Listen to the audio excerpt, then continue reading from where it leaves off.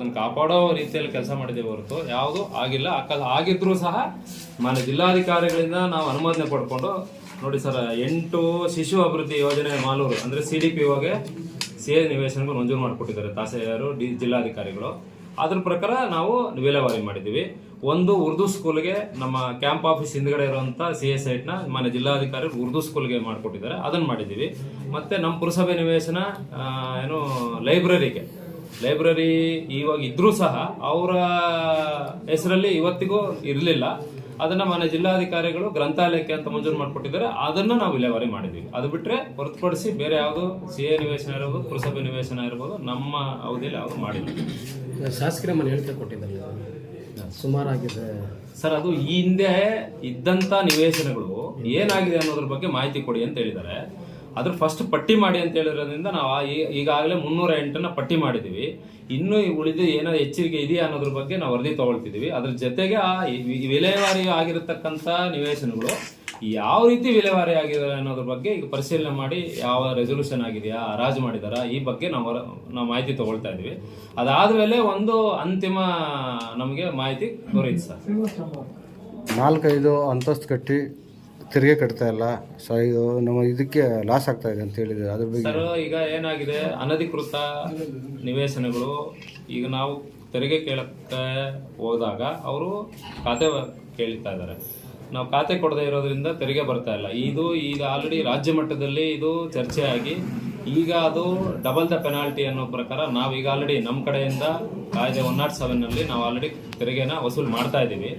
Double the penalty concept ಅಲ್ಲಿ ಅದನ್ನೂ ಮೀರಿ ಈಗ ಯಾವ್ದಾದ್ರು ಇಲ್ಲ ಅಂದ್ರೆ ನಾವು ಅದಕ್ಕೂ ಈಗ ಡ್ರೈವ್ ಹಾಕೊಳಕ್ ಹೇಳಿದೀವಿ. ಯಾವ್ಯಾವ್ದು ಮೈನ್ ಮುಖ್ಯ ರಸ್ತೆಗಳಲ್ಲಿದ್ದಾವೆ, ಯಾವ್ಯಾವ್ದು ನಮ್ಮ ಅಧಿಕೃತವಾಗಿ ಕಟ್ಟಿದ್ದಾರೆ, ಅದಕ್ಕೆ ಡಬಲ್ ದ ಪೆನಾಲ್ಟಿ ಕಲೆಕ್ಟ್ ಮಾಡಕ್ ಅವಕಾಶ ಇರೋದ್ರಿಂದ ಅದ್ರ ಪ್ರಕಾರ ನಾವು ನೋಟಿಸ್ ಇಶ್ಯೂ ಮಾಡೋದಕ್ಕೂ ನಾವು ಆಲ್ರೆಡಿ ಡೈರೆಕ್ಷನ್ಸ್ ಕೊಟ್ಟಿದ್ದೀವಿ. ಈಗ ಕಂದಾಯ ಇಲಾಖೆಯವರು ಶಾಲೆಯಿಂದ ಹೊರಗುಳಿದ ಮಕ್ಕಳುಗಳ ಸರ್ವೆ ಮಾಡ್ತಾ ಇದ್ದಾರೆ. ಅದು ಮುಗಿದ ನಂತರ ಈ ಕ್ರಮ ತಗೊಳ್ತೀವಿ ಸರ್. ಯಾವ್ಯಾವ ಕಟ್ಟಿಲ್ಲ ಅಂದ್ರೆ ಅದನ್ನ ಟಾರ್ಗೆಟ್ ಮಾಡಿಕೊಂಡು ಅವರಿಂದ ಕಂದಾಯ ವಸೂಲಿ ಮಾಡೋ ಕ್ರಮ ತಗೊಳ್ತೀವಿ. ಯಾರಿಗೂ ನೋಟಿಸ್ ಕೊಡಿಲ್ಲ, ಅವರಷ್ಟು ಅವರೇ ಕಟ್ಕೊಂತವ್ರೆ. ಅದು ನೋಟಿಸ್ ಈಗ ಆಲ್ರೆಡಿ ಕೊಟ್ಟಿದ್ದೀವಿ.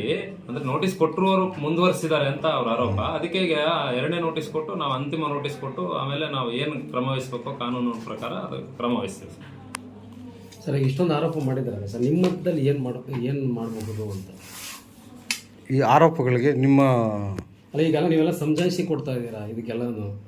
ಈಗ ಖಾತೆಗಳಿಂದ ಆಗಿದೆ ಅಂತ ಹೇಳ್ತೀರಾ, ಅದಕ್ಕೇನು ಕ್ರಮ ತಗೊಂತಾರೆ? ಇದಕ್ಕೆಲ್ಲ ಪಟ್ಟಿ ಮಾಡ್ತಿದೀವಿ. ಅದನ್ನ ಮನೆ ಜಿಲ್ಲಾಧಿಕಾರಿಗಳಿಗೆ ಯಾವ ಹಂತದಲ್ಲಿ ಯಾವಾಗ ಆಗಿದೆ, ಯಾವ ವರ್ಷದಲ್ಲಿ ಆಗಿದೆ ಅನ್ನೋದ್ರ ಮಾಹಿತಿ ತಗೊಂಡ್ಮೇಲೆ ಸಮಜಾಯಿಸಿ ಏನಿಲ್ಲ, ಇದನ್ನ ನಾವು ಜಿಲ್ಲಾಧಿಕಾರಿಗೆ ಪ್ರಸ್ತಾವನೆ ಸಲ್ಲಿಸಿ ಹಿಂಗಾಗಿದೆ ಅಂತ ಅವರ ಏನ್ ಡೈರೆಕ್ಷನ್ಸ್ ಕೊಡ್ತಾರೆ ಅದರ ಪ್ರಕಾರ ಕ್ರಮ ವಹಿಸ್ತೀವಿ. ಈಗ UGD ಸಮಜಾಯಿಸಿ ಅಲ್ಲ, ಯಾಕಂದ್ರೆ ನಾವು ಮಾಡಿರುವಂತ ಕೆಲಸ ಇದು. UGD 12 ವರ್ಷದಿಂದ ಮಾಡಿರುವಂತದ್ದು UGD.